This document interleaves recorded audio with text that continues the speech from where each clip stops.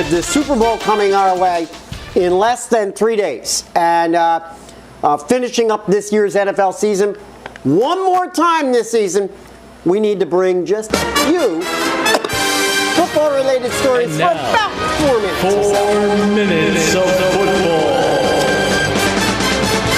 Alrighty, well, listen, much has been made, well, in the past couple of days, of the Seahawks' 6th-ranked running back, Marshawn Lynch, and his reluctance in appearing and speaking with the media during the annual NFL Carnival called Media Day.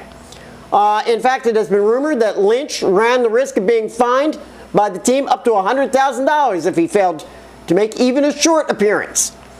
Lynch ultimately did make a 6-plus minute Quiet, numbskulls, I'm broadcasting. Including a rather wimpish one-on-one with Deion Sanders, albeit at the same time he was taking some ribbing from teammate Richard Sherman. Fact of the matter is, Lynch just isn't comfortable being public in that manner. In a taped interview that aired on Wednesday on the NFL Network, Lynch admitted that the only reason he was doing the interview was fear of being fined, and noted that Seahawks fans don't care if he gives interviews or not. And right he is. It's obvious that he's simply not comfortable doing them. So, and following that interview, by the way, on NFL Network, Michael Irvin even observed that it, quote, made me feel uncomfortable watching him be uncomfortable. Everybody just ought to leave the guy alone. Yes, huh? Yeah, I mean, I do understand a little bit about the, the obligation, media day and have the guys out there and stuff like that. But, I don't, if a guy's not comfortable, it's not his thing. It's not his thing. Yeah, he goes out there, he talks for 6 minutes, answers some questions, and then he goes his way. It's not like an autograph signing where, people are standing in line for hours paying money to get an autograph. You know what I mean? Absolutely. Come on, poor guy. He had a mouth full of Skittles. Why are we getting on him? Come on, man. All right, for only the second time in his 5-year career, Broncos running back Knowshon Moreno played a full 16-game schedule and had his most productive year this year as the league's 12th-ranked rusher with 1,038 yards, 10 touchdowns on the ground, and 3 in the air. Now comes word that Moreno, who will be a free agent in this offseason, may not be a Bronco next season. At issue is the Broncos' ability to be able to re-sign the workhorse running back, no doubt due to salary cap restrictions. Frankly, to me, incredible to think that the Broncos, who have not been terribly strong at the running back position in prior seasons to this one, would just let their real rushing threat walk away and rebuild their ground game around second-year player Monte Ball. Perfect example, gentlemen, of economics at its best.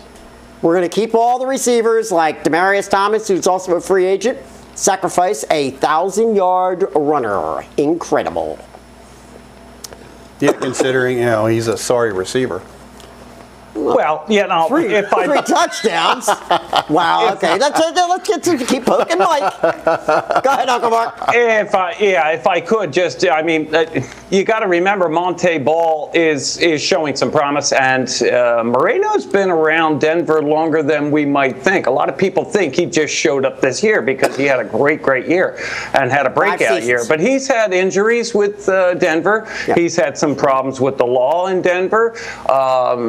The fact that he's a free agent indicates he's had time there. And they were calling him no-show Moreno for quite a few years out there in Denver. So at the same time that we want to say, oh, my God, look at what this guy's done. How do we let him go? You got to remember those guys in Denver and some of those fans in Denver have been saying, well, he has been hanging around a while. It's about time he showed up. Right. Well, and they also apparently took note of what happened to last year's phenom, Mr. Flacco.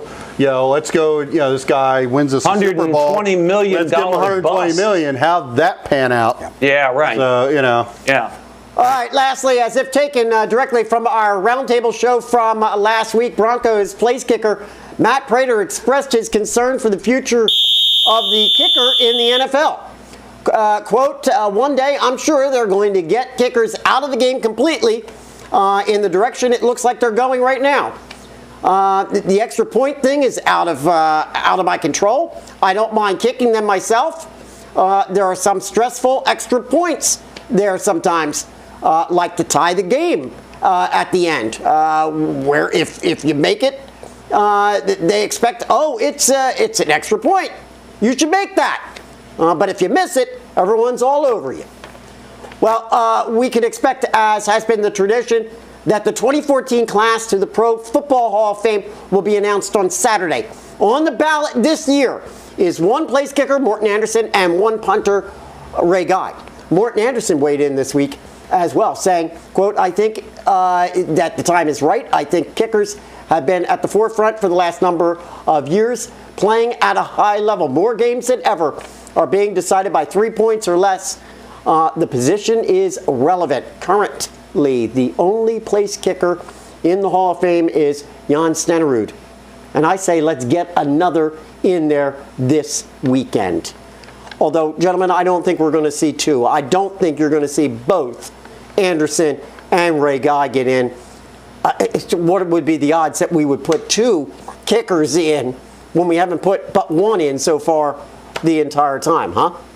Well, I say we put two in and then get rid of the positions altogether. Absolutely right. You said it, Sidekick. I couldn't agree with you more. And I was sitting up here, tongue firmly in cheek, saying exactly the same thing. That's what we're going to do. Tell you what, elevate those guys into the HOF, and then, by the way, we're not going to have it anymore. As a consolation, we're gonna unprecedented. We're gonna put two guys in, and then we're gonna get rid of the position. Yeah, exactly. But seriously, I don't think we're going to see two. I would suspect that Guy will probably get in finally.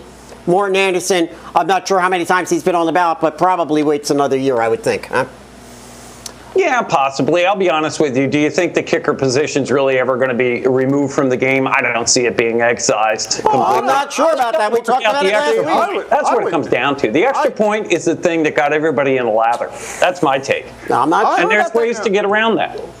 You know, my take on it, I think Morten Andersen would have a better shot than a punter. Right. You know what? I mean, you know what?